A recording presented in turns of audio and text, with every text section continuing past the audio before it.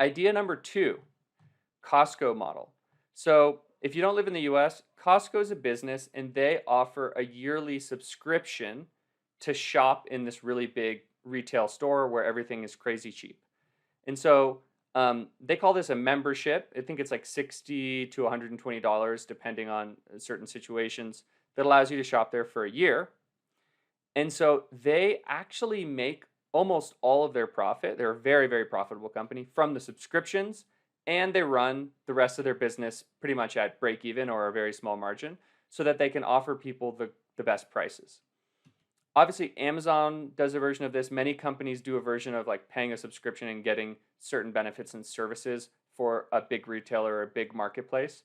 So this is a good thing to think about. It could really apply to any business that sells a lot of things, giving people like a membership plan and then giving them really value, giving them a lot of value behind the membership. So impacts, this will increase customer retention because people will want to come back year after year and buy more and more and keep being members and buy more and more of your product. The other benefit is this provides a stable source of basically pure profit, recurring revenue.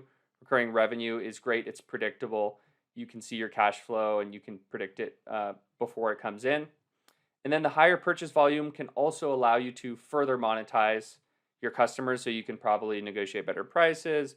Maybe you can generate some affiliate revenue. Sometimes you can get rebates. There's a lot of things when you get big volume ways you can make money. And so we're going to look at the unit economics for business with a membership versus without a quote unquote Costco style membership plan. So we're saying it's some kind of online electronics marketplace. In scenario one, they're just hoping that people will make individual orders. And in scenario two, you pay $49 a year, but then you get lower prices across the board. So here we're saying that CAC is $50 to acquire a customer in either scenario. So we have a portion of our revenue that's from product revenue, people buying electronics, and a portion of our revenue that's from the subscription revenue, which is the membership. So that's only in scenario two.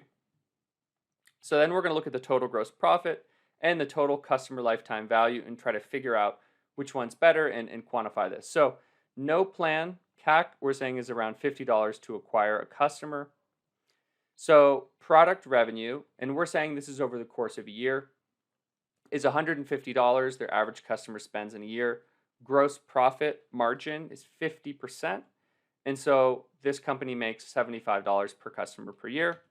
There's no membership, so they don't make any money there. So their total gross profit in a 1 year is $75.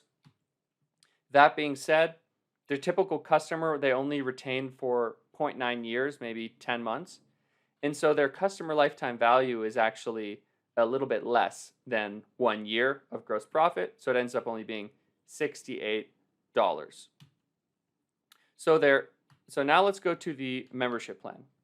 So the membership plan, this is the same, but here you can see subscription rev is $49.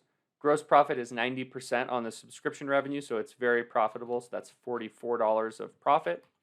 In terms of their product, people are buying, we're saying $500 a year versus $150 because they are getting such good deals, and we've lowered the prices of everything, so we're actually only making 10% gross profit.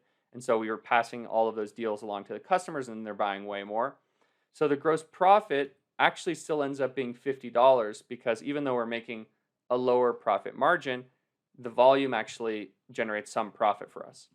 So we're saying in 1 year, the typical customer would make $94 of profit, but the customer lifetime is quite different. So in this scenario, each customer we retain for less than 1 year, but on the membership plan, we're retaining customers for 2.1 years on average. So the customer lifetime value, which is the total gross profit over the lifetime of a customer, is actually 198 versus 68.